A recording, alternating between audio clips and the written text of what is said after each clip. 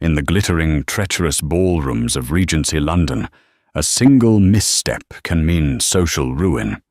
For a young woman on the marriage market, scandal is a death sentence. So when Miss Annalise Finch found herself trapped, her reputation hanging by a thread, she did the unthinkable. She reached into the shadows and seized the hand of the most formidable and reclusive man in the room, Alistair Beaumont, the Earl of Rowan. It was a desperate gamble meant to last a single moment, a shield against her aggressor. But she could never have known that for the cold, calculating Earl that one moment was an eternity, and that once he had her hand in his, he had no intention of ever letting go. The ballroom at Devonshire House was a dizzying kaleidoscope of silk, sapphires, and scandal. The year was 1817, and the London season was in full suffocating bloom. For Annalise Finch, it felt less like a celebration and more like a battlefield. Her family, possessing a respectable but unremarkable fortune from trade, had managed to secure invitations, a feat her mother spoke of, with the reverence one might reserve for a divine miracle. But navigating these treacherous waters was another matter entirely.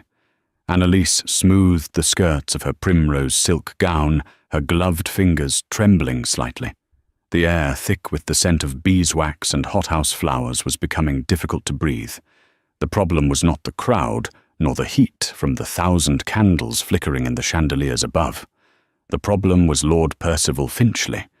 He had been pursuing her with the relentless, predatory focus of a hawk since her debut. He was handsome in a way that set one's teeth on edge, all polished surfaces, and no discernible depth. His title was minor, his debts legendary, and his reputation, whispered behind fluttering fans, was appalling. And he had just cornered her in the alcove leading to the terrace. Miss Finch, he purred his breath, smelling of sweet claret. He blocked her only exit, his large frame, casting a shadow over her. Hiding from me, I find that rather wounding. Not at all, my Lord, Annalise replied, her voice cooler than she felt. I was merely seeking a moment of quiet. Quiet is for the countryside, he smirked, stepping closer. The laughter and music of the orchestra seemed a world away. A beauty like yours is meant to be admired, worshipped even. He reached out to touch a curl that had escaped her coiffure. Annalise flinched back. Lord Finchley, you are too forward. Panic began to constrict her chest. She could feel the eyes of the ton upon them. A lady didn't make a scene. A lady didn't rebuke a lord so publicly. But to allow him to continue was to invite ruinous speculation. Her mind raced, searching for an escape, an excuse, a savior. Her desperate gaze scanned the periphery of the room, past the dancing couples and the gossiping matrons. It landed on a figure standing half hidden by a marble column near the far end of the room. He was tall, dressed in immaculate, severe black, a stark contrast to the colourful peacocks of the ballroom. He stood perfectly still, a glass of brandy held loosely in one hand, his attention seemingly fixed on nothing. She recognized him instantly. Everyone did. Alistair Beaumont, the Earl of Rowan, the Shadow Earl, a hero of Waterloo, they said, who had returned from the war a changed man. He was impossibly wealthy and held one of the oldest titles in England, yet he shunned society. He was famously cold-cutting and utterly unapproachable. To see him at such a gathering was a rarity, an event that had already set the Dowager Marchioness of Abernathy's tongue wagging for a full 10 minutes. Finchley's hand was now on her arm, his grip unpleasantly tight. Come now, Annalise. A little stroll on the terrace. No one will notice. It was a lie. Everyone would notice, and they would all assume the worst. Ruin. The word echoed in her mind. Her family's ambitions, her younger sister Clara's future, all of it, would turn to ash. In that moment, a spark of pure, unadulterated desperation ignited within her.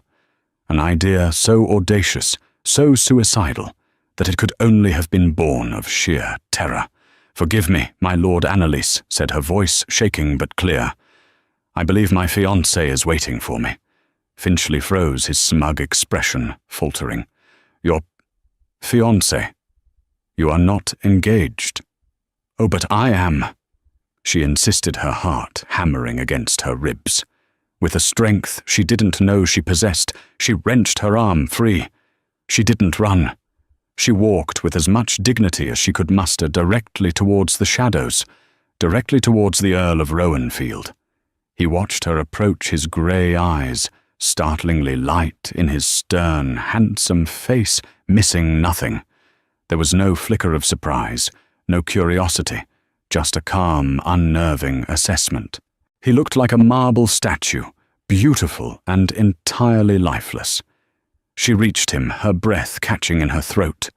The entire ballroom seemed to hold its collective breath, the music a distant hum.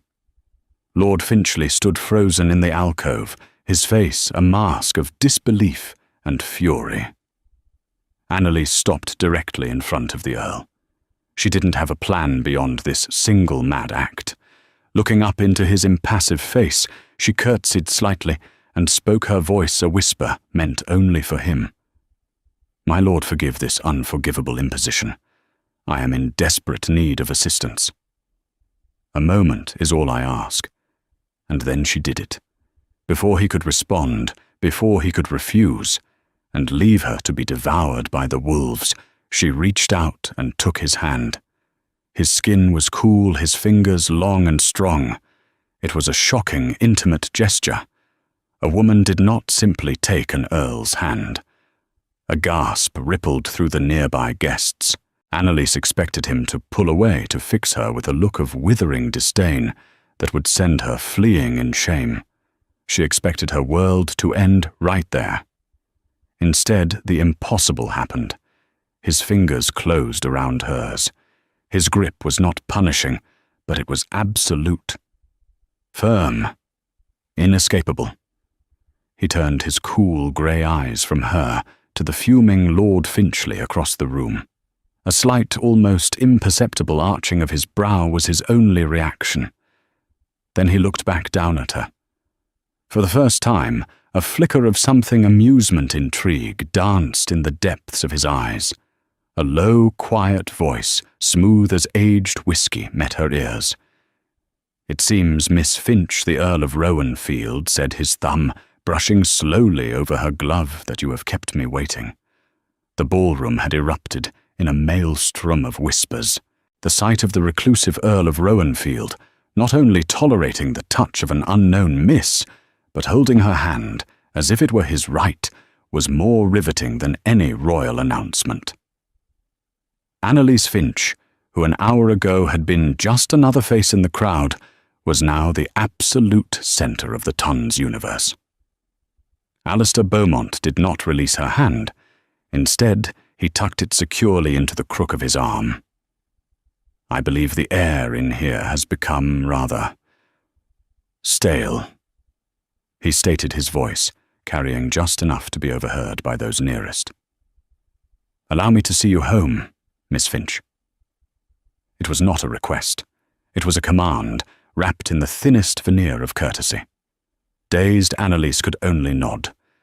He led her through the throng of onlookers, the crowd parting before them like the Red Sea. She could feel hundreds of eyes on her back.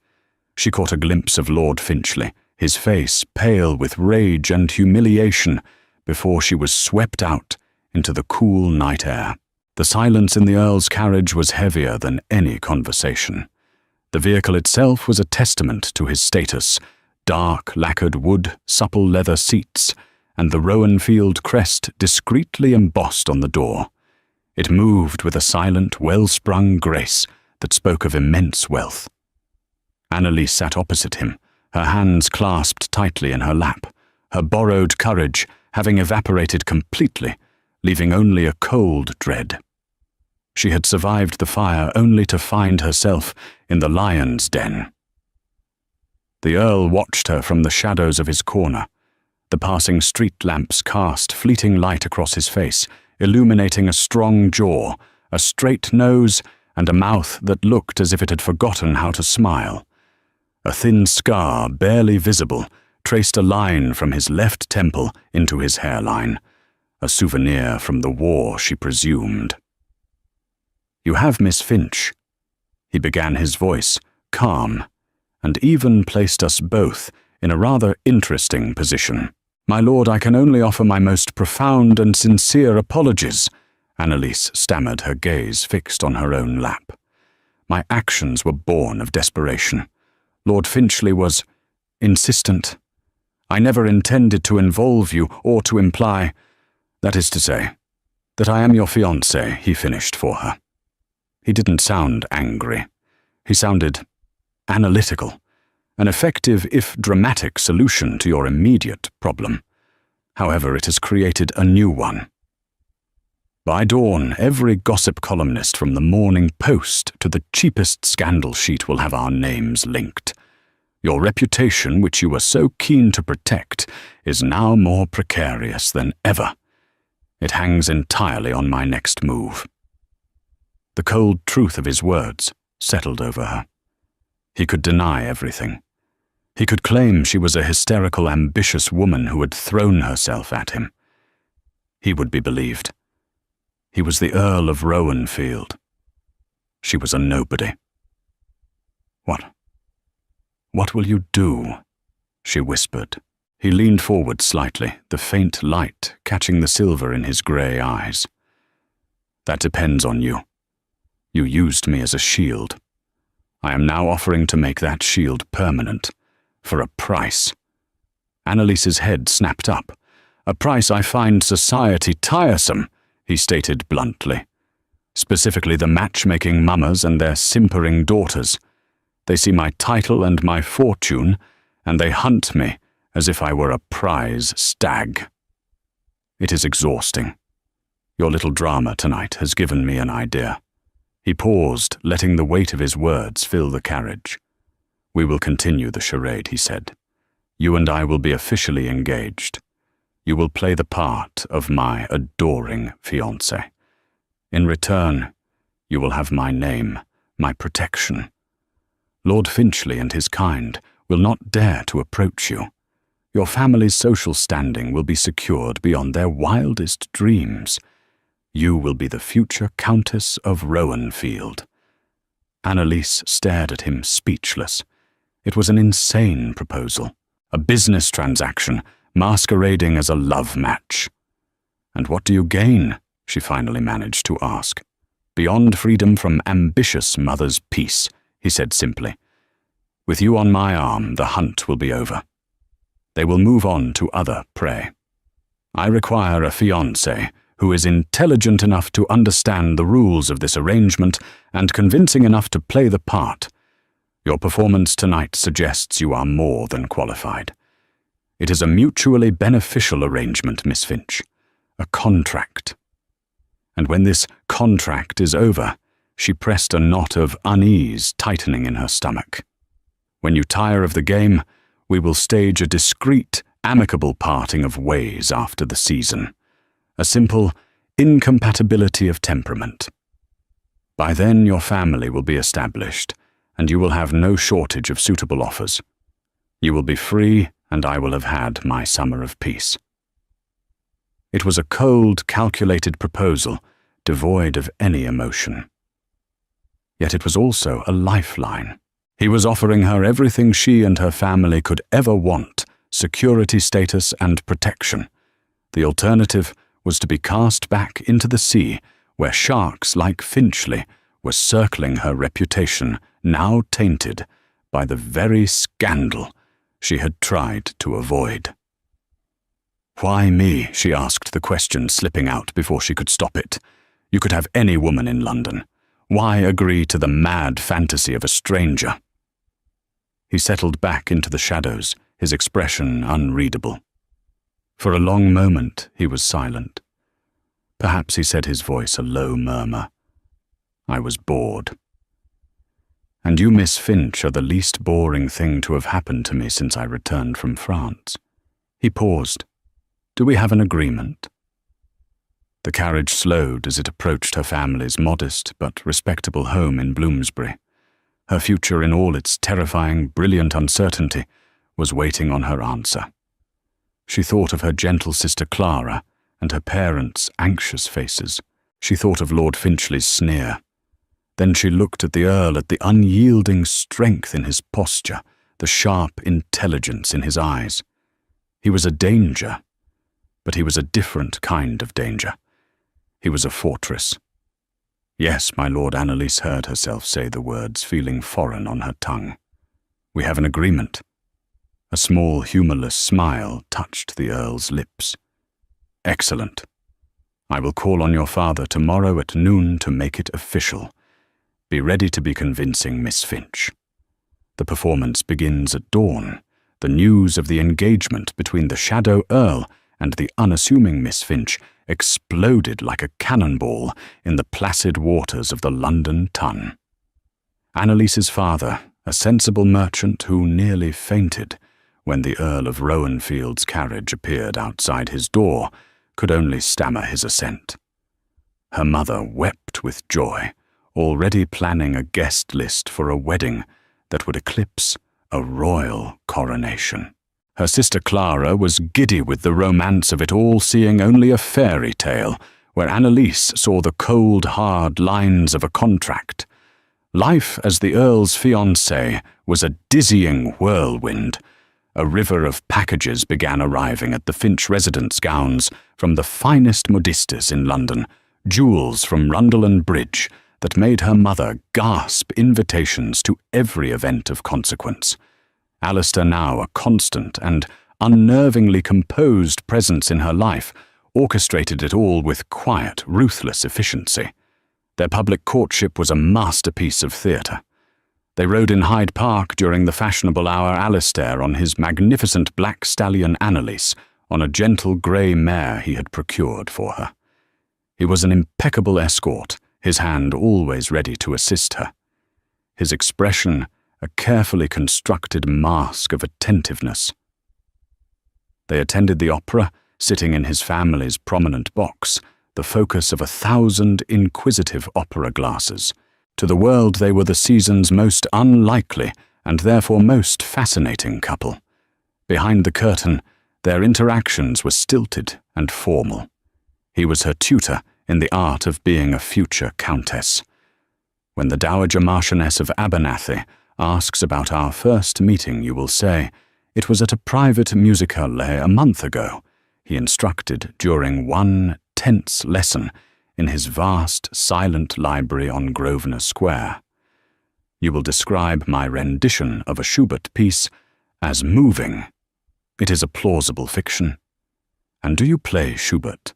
My Lord Annalise asked, a touch of defiance in her voice. No, he replied without looking up from his papers. But neither she nor you will ever ask me to prove it. The Tun prefers a romantic lie to a dull truth. He taught her about his family history, the names and faces of relatives on the cold, painted canvases that lined his halls.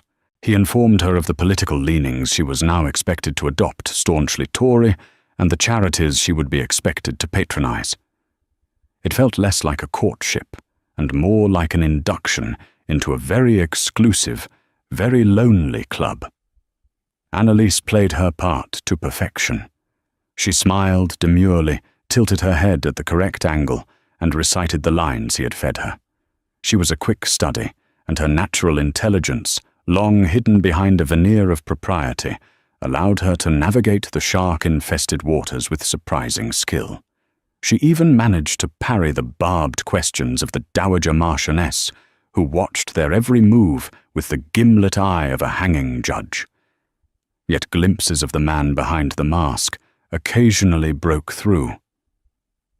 One afternoon, while walking through a curated Mayfair gallery, they passed a painting of a stormy seascape. "It's beautiful," Annalise murmured, genuinely captivated by the raw power of the waves. "It's chaos," Alistair said, his voice unusually tight. "An artist's attempt to find beauty in destruction, a fool's errand. The bitterness in his tone was so raw, so profound, that Annalise turned to look at him. For a fleeting second the mask was gone. In his eyes she saw not the cold Earl, but a man haunted by a storm far greater than any on canvas. He saw her looking, and the shutters immediately came down. The artist is a protégé of the Prince Regent, he said, his voice, once again, flat and informative. It is fashionable to admire his work. Meanwhile, the spectre of Lord Finchley had not entirely vanished. He watched them from across ballrooms, his eyes filled with a venomous resentment. Protected by Alistair's formidable presence, Annalise was now untouchable, but the hatred radiating from Finchley was a constant, unsettling reminder of the debt she owed the Earl. One evening, as they were leaving a particularly tedious soirée at Lady Jersey's, Annalise felt a wave of exhaustion wash over her. The constant performance, the weight of the lies, was taking its toll. "You look pale, Miss Finch," Alistair observed, as he handed her into the carriage. "Is the charade becoming too much for you?" "It is simply tiring, my lord," she admitted, leaning her head back against the leather. "Pretending to be someone I am not." "A useful skill to acquire," he remarked, his voice devoid of sympathy. Annalise's patience, worn thin by weeks of his detached commands, finally snapped. "Is that all life is to you? A series of useful skills and strategic maneuvers? Is there no room for genuine feeling, for joy, for anything other than this cold, controlled existence?" The outburst hung in the air between them. She expected a sharp rebuke, a reminder of her place in their arrangement. Instead, he was silent for a long time, the rhythm of the horse's hooves on the cobblestones the only sound. When he finally spoke, his voice was quiet, almost reflective. "Genuine feeling. Miss Finch is a liability. It can be used against you. It is a weapon that others will turn upon you without a moment's hesitation. Control is not an existence. It is a defense. It is survival." He said nothing more for the rest of the journey, but his words lingered long after he had deposited her at her door. For the first time, Annalise began to wonder what wounds the Earl of Rowan was so desperately trying to defend. The gilded cage she found herself in was his creation, but she was starting to realize he was a prisoner in it too. Alistair announced they were to spend a week at his country estate Rowanfield Park in Berkshire. The official reason given to the ton was to allow Annalise to become acquainted with her future home. The true reason, he told her in his usual clipped manner, was to escape the incessant scrutiny of London and to present a united front to his household staff. The journey from the city was made in his luxurious travelling coach. As the grimy, crowded streets of London gave way to rolling green hills and tidy villages, Annalise felt a sense of relief. The air itself seemed cleaner, lighter. Alistair, for his part, remained silent, his gaze fixed on the passing landscape, his thoughts a closed book. Rowanfield Park was not just a house, it was a kingdom, a sprawling Elizabethan manor of warm, honey-coloured stone. It stood amidst acres of ancient woodland and manicured gardens. It was beautiful, majestic, and like its owner, overwhelmingly intimidating. The staff, led by a stern but impeccably correct butler named Jennings, lined up to greet their future mistress. Annalise, clad in a simple but elegant travelling dress Alistair's modiste had insisted upon, managed a gracious smile, her heart pounding with the weight of her deception. The first few days passed in a blur of formal introductions and tours. She was shown the portrait gallery, the grand ballroom that hadn't been used in years, the endless succession of staterooms. It all felt like a museum, cold, beautiful, and untouched by life. The change came on the third afternoon. Annalise, seeking a reprieve from the oppressive grandeur, had wandered into the West Wing, a section of the house she had been told was not in use. She found a door slightly ajar, and curiosity getting the better of her pushed it open. It was a study, but smaller and more personal than the grand library downstairs. Dust motes danced in the single beam of sunlight, slanting through a grimy window. Books were piled on every surface, maps were tacked to the walls, and a half-finished game of chess sat on a small table. It felt lived in, loved in a way the rest of the house did not. That was my brother's room. Annalise whirled around. Alistair stood in the doorway, his expression unreadable. He wasn't angry, as she'd expected, but a profound sadness seemed to cling to him like a shroud. "I'm sorry," she said quickly. "I didn't mean to intrude." He walked past her into the room, his slight limp more pronounced on the uneven floorboards. He ran a hand over the back of a worn leather chair. His name was Thomas. He was a captain. Younger than me by 2 years. He spoke of him in the past tense. Annalise's heart ached. Was he at Waterloo? Yes, Alistair said, his back still to her. He died at Hougoumont. He was the heart of this house, the heart of our family. He turned then, and the look in his eyes made Annalise forget their bargain, their lies, everything. It was a look of such raw, unguarded grief that it stole her breath. He was the one who was meant to be the Earl. Alistair continued his voice, low and rough with emotion. He loved this place, the land, the people. He knew every tenant by name. I was the second son, the spare. I was meant for the army, for fighting and dying in some foreign field. It seems fate enjoys its little ironies. He walked over to the chessboard and picked up a white knight. We were playing a game by post while I was in command.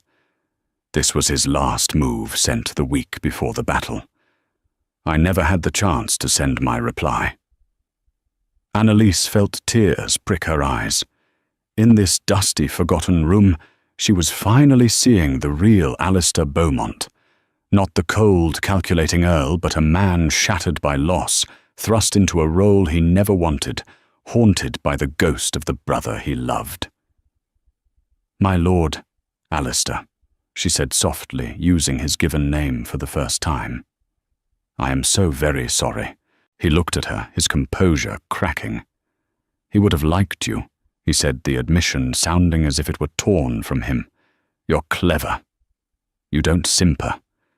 You would have run circles around him in an argument, and he would have adored it." A fragile, unscripted silence settled between them. Annalise felt an overwhelming urge to reach out to offer some small comfort, but she didn't dare. The distance between them had been a core tenet of their agreement. To her astonishment, he closed the gap. He took a step towards her, his gaze searching her face. "Why did you do it, Annalise?" he asked, his voice barely a whisper. "At the ball. Why did you choose me? Of all the men in that room, why the one most certain to refuse you because you were honest?" She confessed her own voice, trembling. Everyone else in that room wears a mask of charm and friendliness. Your mask is one of indifference. It seemed safer. It seemed real. His eyes held hers, and for a heart-stopping moment, she thought he might lean in, that the charade might crumble into a truth neither of them was prepared for. The air crackled with unspoken words, with years of his grief and weeks of her pretense. Then, as if a bell had chimed, the moment was broken. He blinked, and the Earl of Rowan was back. He carefully placed the chess piece back on the board and straightened up. "The room should be cleaned," he said, his tone, once again, clipped and distant. "It is not fitting for it to remain this way." He turned and left without another word, leaving Annalise alone with the ghost of Thomas Beaumont and the startling, terrifying realization that the cold, calculated bargain she had made was becoming dangerously compromised. She had seen the Earl's heart, and she feared she was beginning to lose her own. Their return to London marked a subtle shift in their dynamic. The stilted formality remained in public, but in their private moments, the memory of Thomas's study lay between them, a shared, unspoken vulnerability. Alistair was no longer just her shield. He was a man she was beginning to understand, and more frighteningly, a man she was beginning to care for. Annalise found herself watching him, noticing the small things, the way his hands, though graceful, were calloused from holding reins and a sword. The way his eyes would soften when he saw a child playing in the park. The deep, rumbling sound of his rare, genuine laugh, which she heard for the first time when her sister Clara recounted a particularly absurd piece of gossip. The performance was becoming less of an act and more of a painful reminder of what could never be. But as their false intimacy grew, the threat they had thought contained began to stir. Lord Percival Finchley had not been idle. Humiliated and enraged by their engagement, he had been searching for any weakness, any crack in the perfect facade of the future Countess of Rowanfield. And he found one. The summons came in the form of a discreetly delivered note. It requested Annalise's presence at a small private rendezvous, claiming to contain information vital to her family's welfare. The seal was unfamiliar, but a cold dread told her exactly who it was from. Against her better judgment, and terrified of involving Alistair, she went. She met Finchley in the secluded gardens of a quiet London square. He looked triumphant, a cruel smile playing on his lips. Miss Finch, or should I say the future Lady Rowanfield, he began, his tone dripping with sarcasm. A remarkable assent. Truly, one might almost call it unbelievable. "What do you want?" Lord Finchley Annalise asked, keeping her voice steady. "I've been doing some research into your family's finances," he said, circling her like a vulture. "Your father, Mr. Finch, is a respectable man, but it seems his investments in the East India Company have soured rather dramatically of late. In fact, my sources tell me he is on the very brink of catastrophic ruin." Annalise's blood ran cold. Her father had been withdrawn and stressed for months, but she had never suspected the truth was this dire. "You're lying," she breathed. "Am I Finchley produced a ledger book from his coat. This is a copy of his accounts, procured from a clerk, with loose lips and an empty purse. He is leveraged to the hilt. One more creditor calls in a loan, and he will be utterly destroyed, imprisoned for debt, your family cast into the street, the world tilted on its axis. This was the secret her father had been hiding, the reason for her mother's desperate push to see her married well. It wasn't just ambition, it was survival." "What do you want?" She repeated, her voice a hoarse whisper. "It's very simple," he purred, his eyes gleaming. "You will break your engagement to Rowanfield. You will do it publicly and humiliatingly. You will claim you cannot marry such a cold, unfeeling man. You will ruin his pride, just as you ruined mine. And if I do, you will destroy my father anyway," she shot back, her mind racing. "No," Finchley countered. "If you do as I say, I will purchase your father's debt through an intermediary. I will become his sole creditor, and give him generous terms to repay. I will save him. Your family will be secure." He leaned in closer, his voice dropping to a conspiratorial whisper.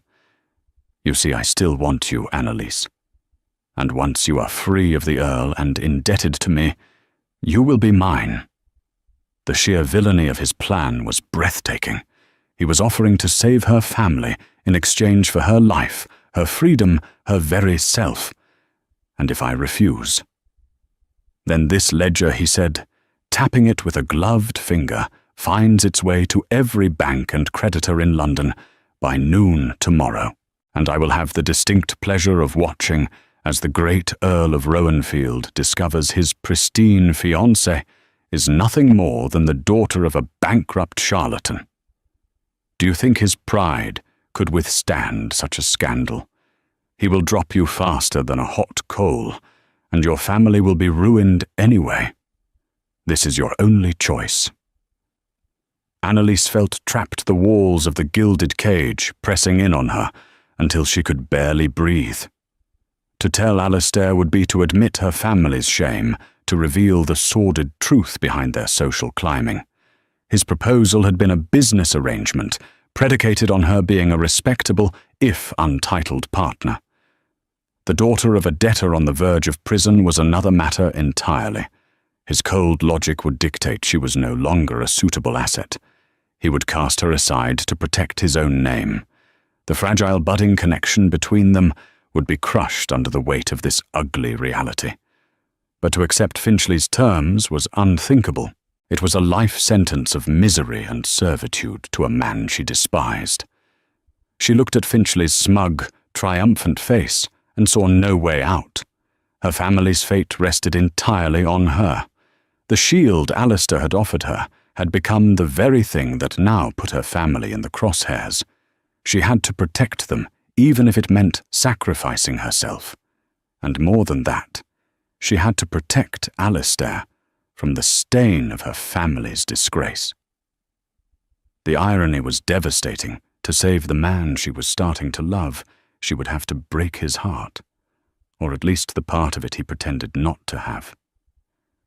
"Give me until tomorrow night," she said, her voice hollow. "The Duke of Wellington's victory ball. I will do it then." Finchley's smile was predatory. An excellent choice of venue. I do so enjoy a public spectacle. Annalise walked away each step, feeling as though she were marching towards her own execution. The bargain she had struck in desperation had led her to this. She had grabbed the Earl's hand to avoid a scandal, and now to avoid an even greater one, she would have to be the one to let go. The ballroom at Apsley House, the London home of the Duke of Wellington, was even more magnificent than Devonshire House. It was a celebration of victory filled with war heroes and the highest echelons of society. Banners from the Battle of Waterloo hung from the walls, and the Duke himself, the Iron Duke, was holding court. For Annalise, it felt like a funeral. She wore a gown of deep crimson silk, a colour Alistair had remarked suited her. The Rowanfield diamonds glittered at her throat, feeling more like a collar than an adornment. Her face, artfully powdered to hide its pallor, was a mask of serene grace. Inside, she was crumbling. Alistair was at her side, a formidable presence in his severe black evening wear. A military decoration, the Waterloo Medal was pinned to his chest, a stark reminder of the world of honour and duty. He inhabited a world she was about to betray. He had been unusually quiet all evening, watching her with an intensity that made her skin prickle. "You are distant tonight, Annalise," he commented as they paused near the French windows. "Is something amiss?" "I am merely overwhelmed by the occasion, my lord." She lied, unable to meet his gaze, to be in the presence of so many great men. "They are just men," he said, his voice softer than usual, "with the same fears and follies as any other." He looked at her, and for a moment she saw the man from the study in Rowanfield Park. "Whatever is troubling you, you can tell me." His kindness was a dagger to her heart. It made what she was about to do 1,000 times harder. She had to do it now before her resolve shattered completely. She saw Lord Finchley across the room, watching them, a glass of champagne in his hand, and a look of smug anticipation on his face. It was time. Taking a deep breath, she turned to Alistair, schooling her features into a cool, remote expression she had learned from him. "My lord, there is indeed something I must say," she began, her voice loud enough for those nearby to hear. The Dowager Marchioness of Abernathy naturally was within earshot, her ears practically swivelling in their direction. "I find that I can no longer continue with this arrangement." Alistair's face, which had been open and concerned, shuttered completely. The Earl of Rowanfield was back in full force. "I beg your pardon. This engagement," she clarified, her heart fracturing with every word. "It was a mistake. I was flattered by your attention, of course, but I have come to realize that I cannot marry you. I cannot be shackled to a life of such cold, emotionless duty. I require warmth, passion, things you are clearly incapable of providing." A collective gasp went through their immediate audience. It was a brutal, public repudiation. She was throwing his own perceived flaws, the very essence of his public persona, back in his face. She saw a flash of genuine hurt in his eyes before they turned to chips of grey ice. It was the cruelest thing she had ever done. "I see," he said, his voice lethally soft. "You have made your feelings quite clear, Miss Finch." Finchley began to move towards them, a triumphant smirk on his face, ready to swoop in and collect his prize. But before he could reach them, another voice cut through the tense silence. "Oh, I don't think she has made them clear at all." Captain Henry Davies, Alistair's closest friend and a fellow Waterloo veteran, stepped forward. He looked not at Annalise, but at Alistair. "Forgive me, Rowanfield, but this entire affair stinks to high heaven. I've never seen a woman more suited to you, nor you, more content. Stay out of this, Davies." Alistair bit out his pride, wounded, his anger palpable. "No, I don't think I will," Davies replied calmly, "because I spent my afternoon making inquiries after I saw our dear Lord Finchley threatening a clerk from your bank. A clerk who, it turns out, also handles the accounts of a certain Mr. Finch." Annalise's head snapped towards Davies, her eyes wide with shock. Alistair froze. The pieces began to click into place in his sharp, analytical mind. The suddenness of her reversal, her distress, the presence of Finchley. He turned his glacial gaze from Annalise to the approaching lord. Finchley, Alistair said, his voice a low growl. "What have you done?" Sensing his victory slipping away, Finchley decided to press his advantage. "She has merely come to her senses, Rowanfield. She has realized she does not wish to be married to a walking statue. She belongs with a man of spirit, a man, I might add, who has generously offered to save her family from financial ruin." It was the final confirmation. The truth was out laid bare in the middle of the Duke of Wellington's ballroom. Annalise swayed, the shame and relief warring within her. But Alistair wasn't looking at her. He was looking at Finchley with an expression of pure, unadulterated fury. It was the face of a soldier on the battlefield, a commander about to give a fatal order. "You dared," he said, each word dropping like a shard of ice, "to threaten my fiancée, to use her family's distress to blackmail her. You sought to use my future wife as a pawn in your pathetic game of revenge." He took a step forward, and Finchley, for all his bluster, took an involuntary step back. The air around the Earl crackled with menace. "My lord, it is a private matter of finance." Finchley began to stammer. It ceased to be a private matter when you involved Miss Finch. Alistair retorted.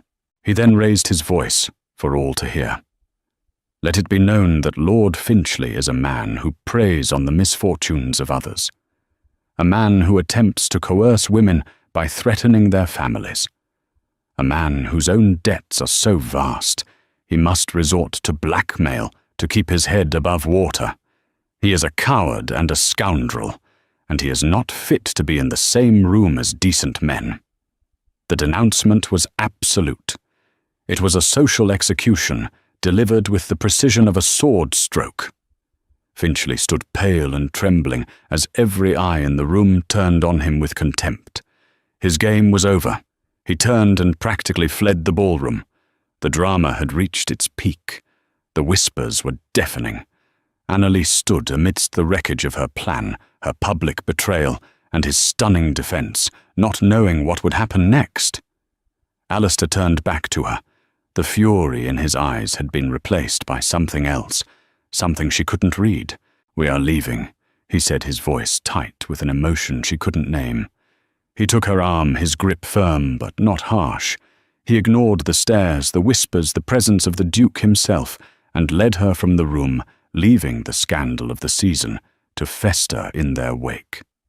The carriage ride back to Grosvenor Square was a silent, agonizing eternity. Annalise stared out the window, tears silently tracing paths down her cheeks, too ashamed to look at him. She had publicly humiliated him, called him unfeeling, and he had in turn defended her with a ferocity that defied all logic of their arrangement. She didn't understand. When they arrived at Rowanfield House, he didn't instruct the driver to take her home. Instead, he led her inside past a startled Jennings and into the grand library where they had held their first lessons. He poured 2 glasses of brandy, handed one to her, and stood before the cold fireplace. "You should have told me," he said, his back to her. His voice was not angry, but filled with a deep, weary sorrow. "How could I?" she whispered, her voice breaking. "Our engagement is a contract. My family being on the verge of ruin, that's a breach of terms. I was damaged goods. I was bringing scandal to your name, the very thing you sought to avoid. I thought you would cast me aside. It was my problem to solve.